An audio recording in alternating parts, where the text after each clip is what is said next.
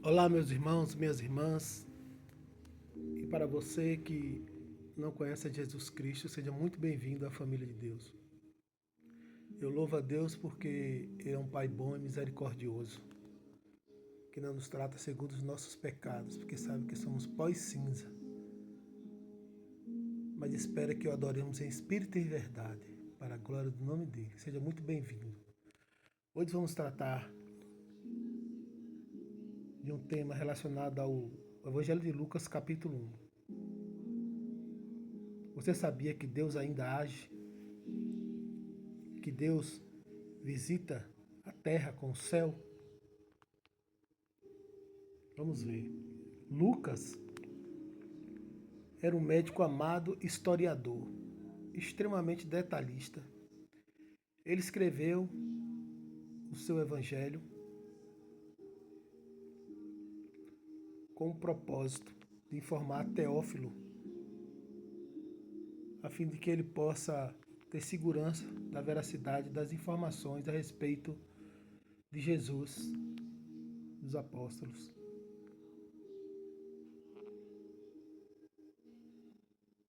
Lucas começa com um relato a respeito de Jesus, os eventos que antecedem, revelando que Deus rompe o silêncio depois de 400 anos com manifestações sobrenaturais, anjos, profecias e milagres.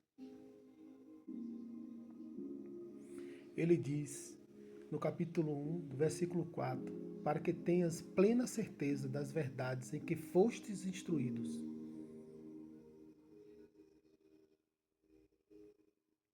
Lucas revela que Deus, em sua soberania e fidelidade, move céus e terra para cumprir suas promessas, seu propósito, preparando o caminho para a vinda de Cristo.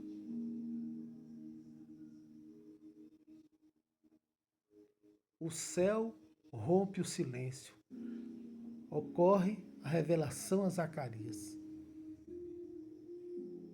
O anjo Gabriel aparece a Zacarias, do turno de Abias. No meio de diversos sacerdotes, Deus sorteou para que ele fizesse um incenso.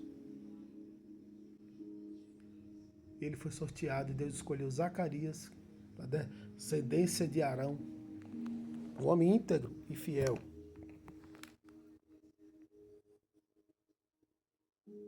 Qual era o cenário histórico e espiritual da época de Zacarias? Era no tempo de Herodes, dias de opressão e silêncio profético. Zacarias e Isabel eram justos, mas enfrentavam a vergonha da esterilidade. Eles não tinham filhos. Então a gente nunca deve se esquecer que mesmo nas provações devemos continuar a servir a Deus com inteireza de corpo e alma, buscando todos os dias não procurar satisfazer os desejos da carne, mas do Espírito e da vontade de Deus, como diz o Pai Nosso. Seja feita a tua vontade nos céus e na terra. Então, mesmo os justos enfrentam provações, mas Deus nunca vai esquecer do justo e nem dos propósitos deles para agir através desses que procuram servi-lo com inteireza de coração. Zacarias tem um ministério no templo.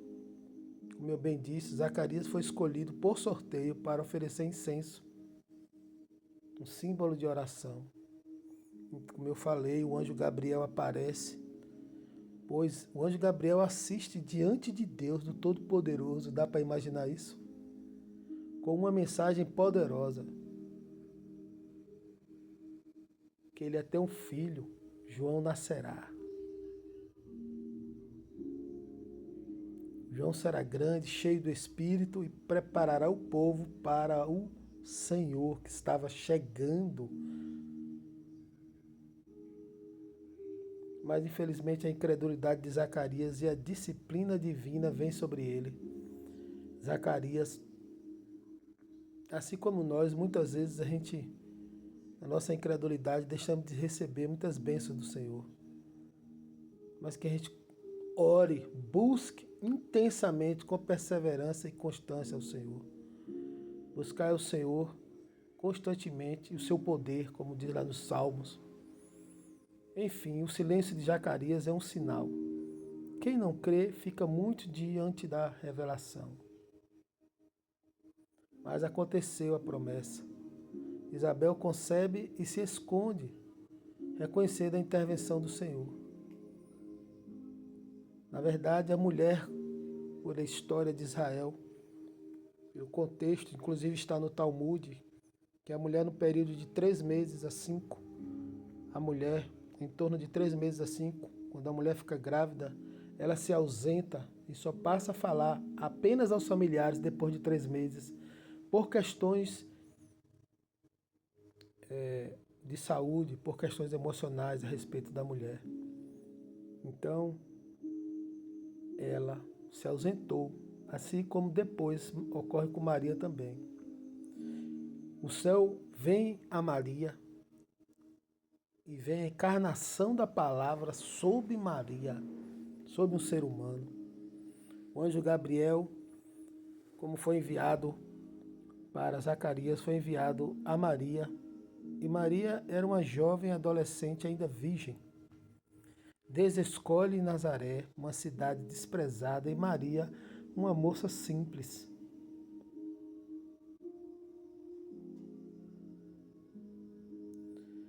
Então, imagine este momento, os céus, o Todo-Poderoso enviando o anjo Gabriel.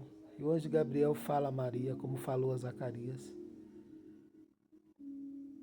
Imagine essa presença. E o anjo diz: alegra-te, cheia de graça, o Senhor está contigo. E ele anuncia: Jesus, que há de nascer de ti, é filho do Altíssimo, reinará para sempre. E o seu reino não terá fim. Ele ocupará o reino de Davi. E Maria pergunta: como será isto se sou virgem? E o anjo Gabriel explica para ela: Maria, descerá sobre ti o Espírito Santo. Nada é impossível para Deus. E Maria responde com obediência: eis aqui a serva do Senhor, que seja feita a tua vontade. Maria, tempos depois, se torna grávida e vai ao encontro de Isabel. E quando elas se encontram, João, no ventre de Isabel, ao ouvir a saudação de Maria, se move. Isabel, cheia do Espírito Santo, e proclama bênçãos proféticas. A adoração verdadeira se move por discernimento de espiritual. Enquanto você vê essas lindas ondas, pense sobre isso. E você acha que o tempo acabou? Não, Deus está no controle. E Deus está cumprindo os seus propósitos. E Maria canta, faz um canto lindo. Ela louva a Deus, reconhecendo que Ele é um poderoso, santo e misericordioso. Imagine o regozijo de Maria, engrandecendo a Deus pelo Espírito Santo. Ela sabia que estava grávida, não teve relação com homem nenhum. E o Espírito de Deus gerou um bebezinho no ventre dela. Você já parou para pensar sobre isso? E pelo que nós sabemos, uma mulher só pode estar grávida com relação entre homens ou por inseminação artificial.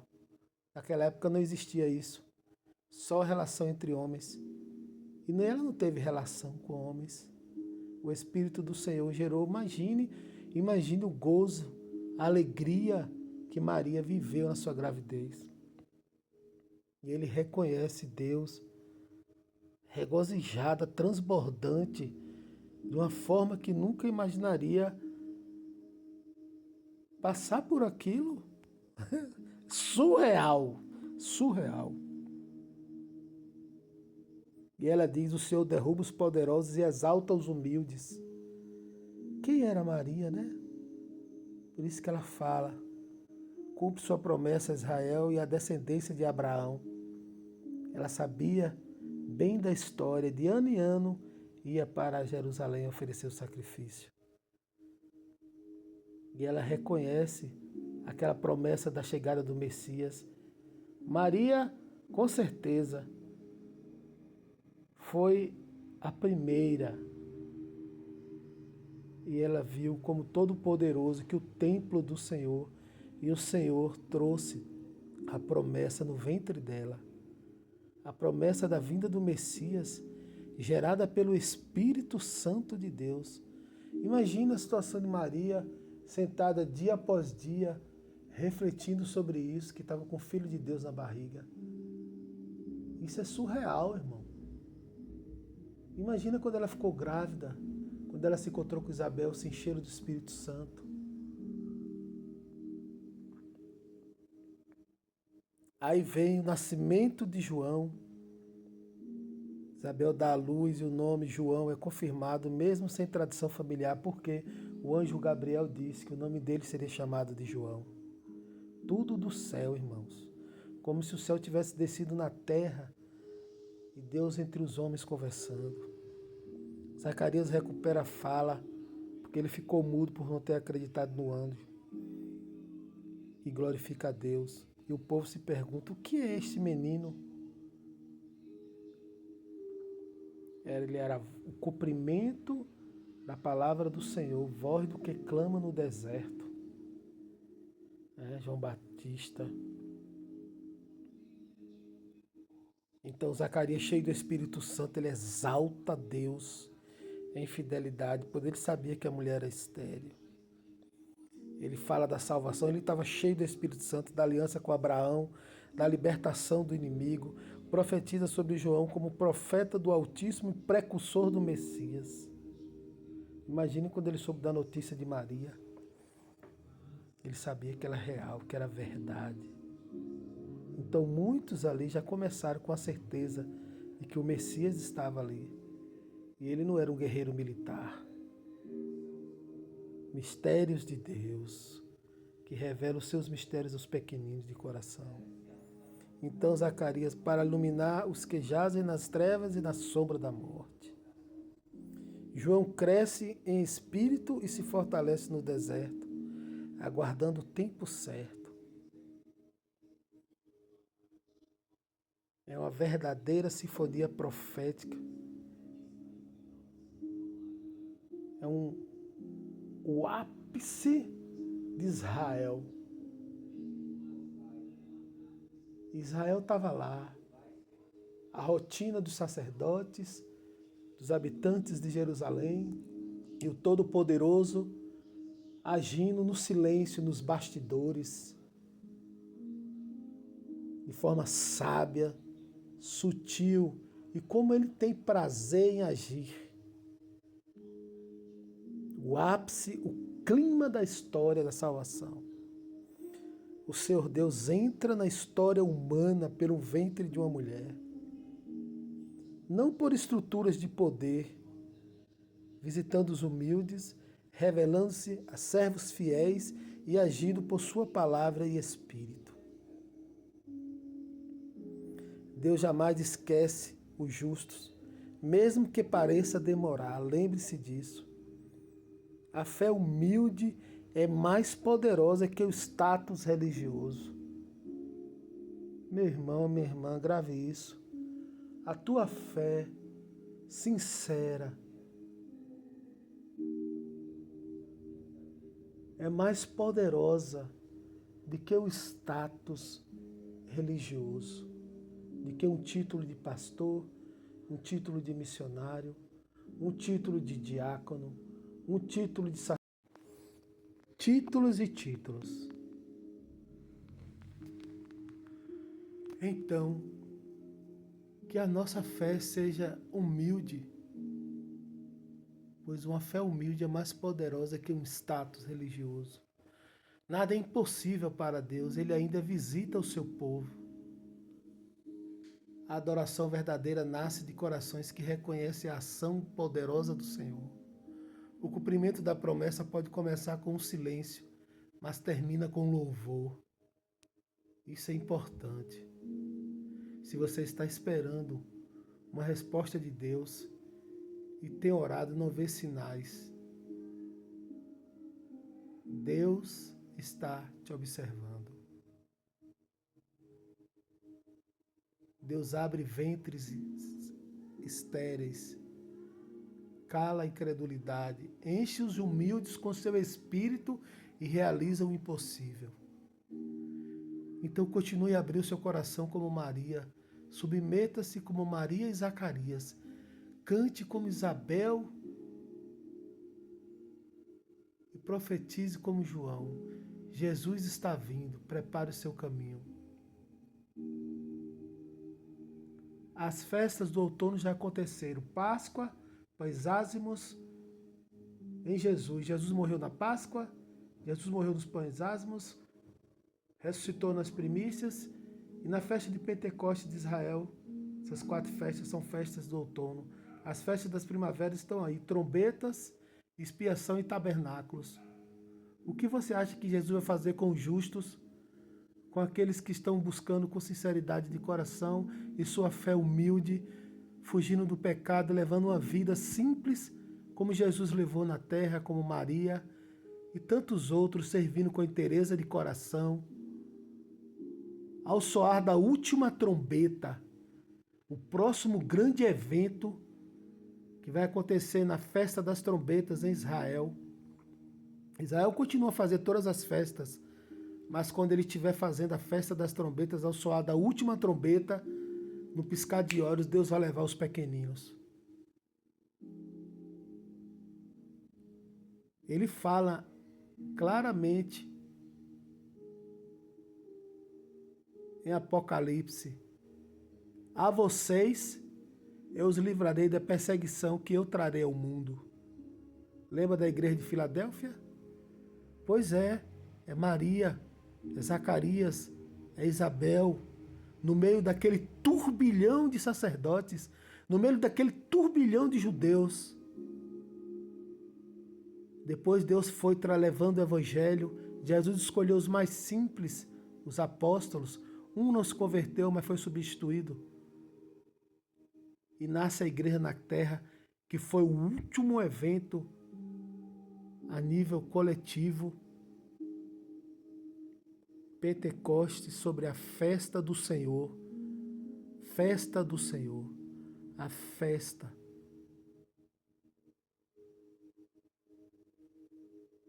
Deus derramou o Espírito Santo. E a igreja foi Pentecostes, a igreja foi inaugurada na terra com a pregação de um apóstolo que o negou 3 vezes e a misericórdia de Deus o usou para trazer o nascimento da igreja na terra. Isto é muito sério. Continue na simplicidade, na humildade, como servos do Senhor, servindo ao Senhor com inteireza de coração. Ainda que você tenha buscado coisas além do que você precisa, se for a vontade de Deus, Ele vai te dar. Se não, continue a servi-lo com humildade, integridade, inteireza de coração, orando pelas pessoas, clamando por misericórdia para que elas se convertam e voltem para o Senhor, orando por todos aqueles que o Senhor colocar na sua mente e no seu coração. Continue a servi-lo. Deus está de olho. Esse é o tempo do arrebatamento. É o tempo que, quando Israel estiver tocando as trombetas, que ocorre mais ou menos no dia 28, 29 de setembro, a festa das trombetas em Israel, porque Deus faz tudo pelo calendário de Israel. As luas de sangue caem exatamente nas festas do Senhor. Em 2014, 2015, depois de muitos anos, veio as tétrades. Em cada festa que Israel estava fazendo, lá em Israel, ele continua a fazer Páscoa, pães ázimos, primícias, Pentecostes, trombetas, expiação e tabernáculos. Pois lembre-se que na festa das trombetas, nós, os pequeninos, Deus vai tirar da terra. Porque os sinais indicam em tudo nesse contexto que estamos no tempo do fim e próximo da vinda do Senhor. Da vinda do Senhor para o mundo não, para o arrebatamento. Porque quando o Senhor tirar a igreja da terra, o anticristo se manifestará. Com 7 anos, fará aliança com as nações no período de 7 anos, mas se vai se revelar, depois de 3 anos e meio, quem de fato ele é. Vai exigir a marca na testa ou na mão direita, como diz Apocalipse 13. Então, ainda dá tempo, a salvação é de graça. A salvação é de graça. Deus não esqueceu dos justos. Não pense no agora, em coisas materiais. Pense na eternidade. Pense no grande evento cataclístico, posso chamar assim, que está para acontecer. Já saiu até no YouTube que um dos jovens mais inteligentes do planeta, com QI mais alto, tem falado que Jesus vem nessa geração. Quando ele fala de vir nessa geração, é o arrebatamento. Porque vai vir a festa da expiação, que Israel vai se arrepender quando o anticristo se revelar 3 anos e meio. Não poderia deixar. E Jesus vai vir no último ano dos 7 anos, junto com a igreja. Então não perca a oportunidade, ainda dá tempo de se arrepender. Arrependa-se dos seus pecados. Creia no Evangelho. Jesus disse: o tempo está cumprido. O reino de Deus chegou. Creia no Evangelho. E João Batista falava: arrependa-se, prepare o seu caminho. Creia no Senhor Jesus. João Batista batizava com água, Jesus batiza com fogo. Deus abençoe você.